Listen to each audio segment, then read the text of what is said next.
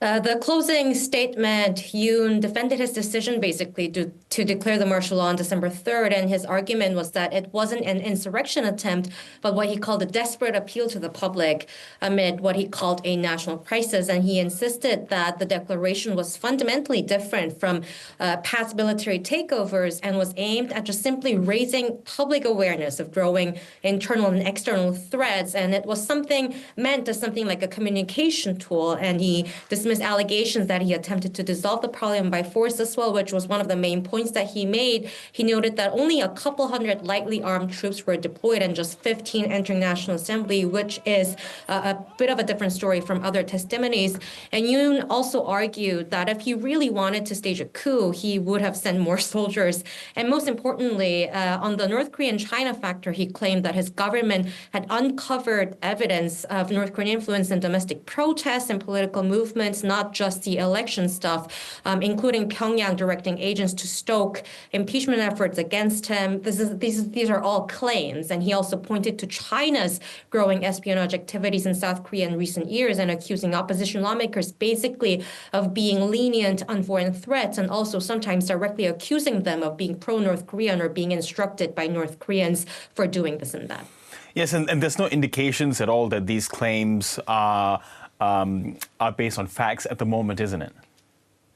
Well, there have been some cases related to, North Korea or Chinese espionage, and there are some claims among, conservative pundits about the election rigging or hacking attempts. And there were some hackings in the past few years, but Yoon's claims are much more far-fetched compared to what we know so far. And it's a very strong argument to make, actually. Yes, and opposition lawmakers also had their say. What are some of their major talking points in their closing arguments?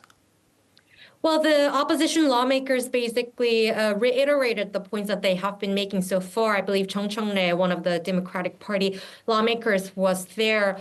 Their point was that basically they refuted all of the Yoon's claims as not factual and also sort of stuck in the echo chamber of a worldview that there are North Korean agents everywhere.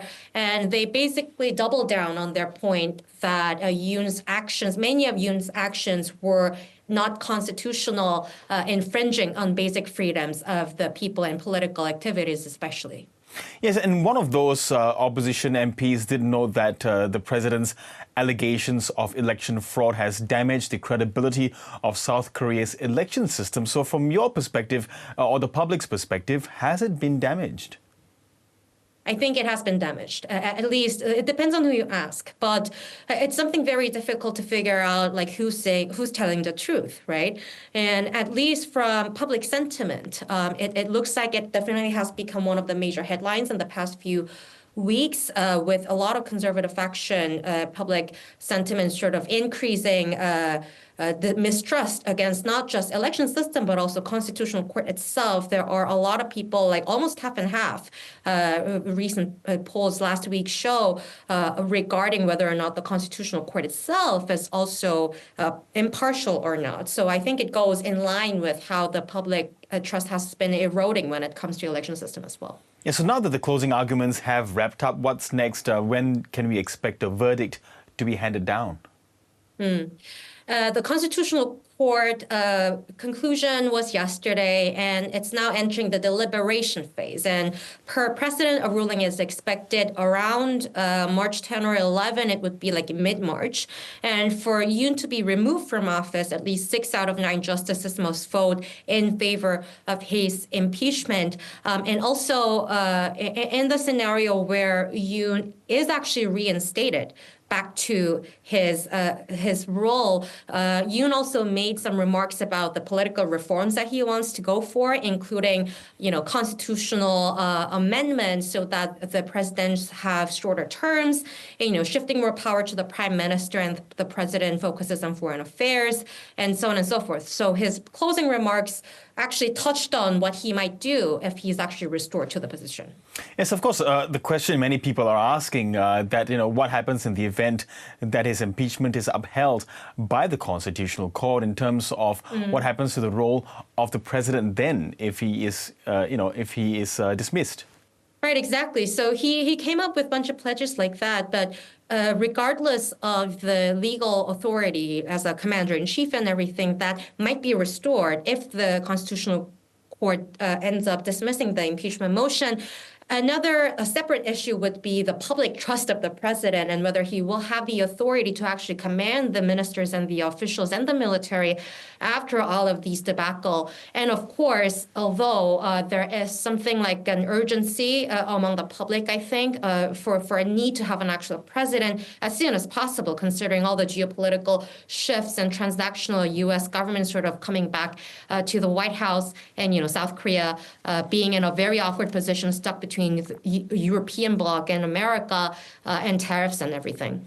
Okay, and also, I mean, whatever the outcome of the Constitutional Court's decision, Yoon Suk-Yeol is also facing more legal troubles, isn't he? What else is happening on that front? So this gets into a complicated territory, right? Yoon is currently charged with insurrection, and prosecutors are reportedly investigating additional charges also could be related to alleged attempts to suppress opposition lawmakers during the martial law, which is sort of contested with his legal defense yesterday. Abuse of power allegations with, ordering military intervention and, top military intelligence officials conspiring with him or not to maintain power. So they are looking for further evidence. And if they emerge, you could face additional indictments, and it could significantly extend legal proceedings against him. Okay, Jeongmin Kim, thank you so much for giving us your insights and for updating us on what's happening. Thank you so much. Thanks for having me.